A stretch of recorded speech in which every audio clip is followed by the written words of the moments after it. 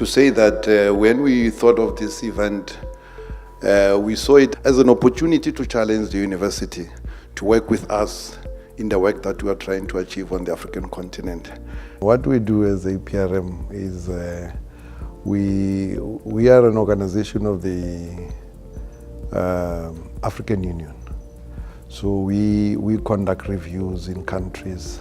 Our methodology is we've got a questionnaire that is developed through consensus by countries, and then this is administered by countries, and then countries develop what they call the self-assessment. So the countries assess themselves, and then they send the report to us. So once we get the report, then I inform the panel, then we deploy the panel, will deploy their personnel, and then we recruit and work with experts across the continent. We can send about 20, 25, sometimes even 30 experts to go into a country, spend 2 weeks reviewing a country, then they write the report, and then that report then goes to the presidents, and when they meet, then the president of that country responds to the report. That's really the core business of the APRM, conducting reviews of countries and writing reports on those countries, and then working with those countries to implement the reports of their own on the state of governance in their own countries. So we have what we call a continental secretariat.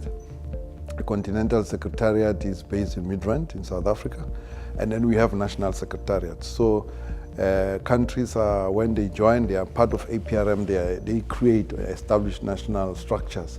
So those national structures, so we work with them. So they vary from size to size. They are funded by their own national governments, but we work as one continental body. So my job is to oversee the workings of the APRM across.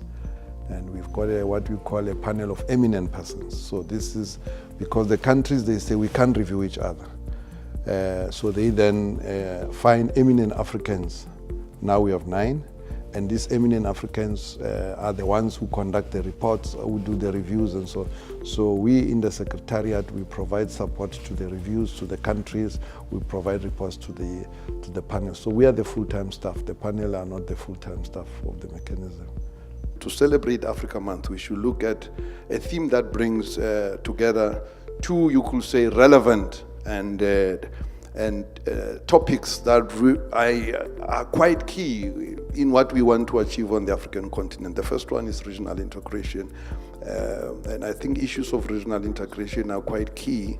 As Africans, we envisage a time or a point in our history where we'll have one single continent that is integrated fully with infrastructure and hopefully also politically, where we'll have a continental government. So that's really the kind of dream we have had since the early days of independence, to say that we must create one united Africa with one government.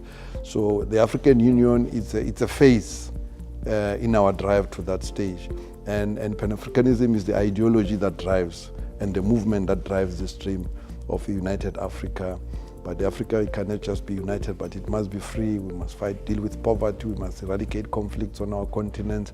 And where I am as APRM, then our role is to work with governments, work with countries to strengthen institutions of governance, to ensure that governments are governments of the people, and they are there to serve their own people and not as their end in themselves. Currently on the African political scene, there are 3 topics linked to regional integration that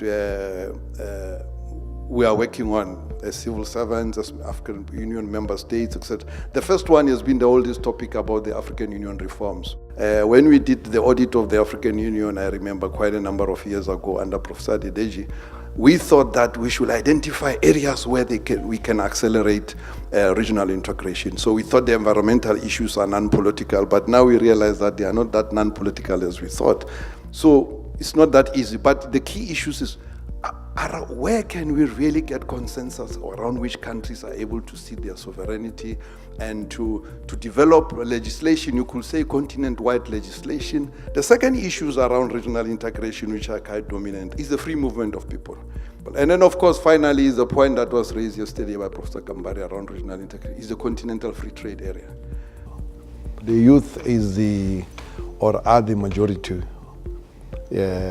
on the continent, and if we don't invest in our youth, then we are not investing in our future. Like one of the speakers said yesterday, a young person said that those who are in leadership or those who are older with the responsibility for leading countries are just leaders in a country or on a continent that has been borrowed to them by future generations. So they have a responsibility to make sure that when they hand over this continent or the countries to the future generation, they hand over something in good state, something better. So really the youth have a key role to play. They are the future, the continent belongs to them, but at the same time, they are the energy that the continent needs. And they are a human resource as well. You know, they have a role to play in actual, it's engineers in different sectors of our own society. So it's not just as militants in the streets protesting or whatever, but also they are leaders in their own right. They can be leaders in government, they can be leaders in industry, they can be leaders in the education sector. So the youth are you could say, the heartbeat, the majority of our population on the continent. So we cannot really envisage this future Africa united continent without factoring in the role and position of our youth in it. No, we are a Pan-African organization, the APRM by definition. So, UCT is a national institution, but of course of respected international stature. But we are a Pan-African organization already. We are created by countries, so the role that we play is Pan-African by definition.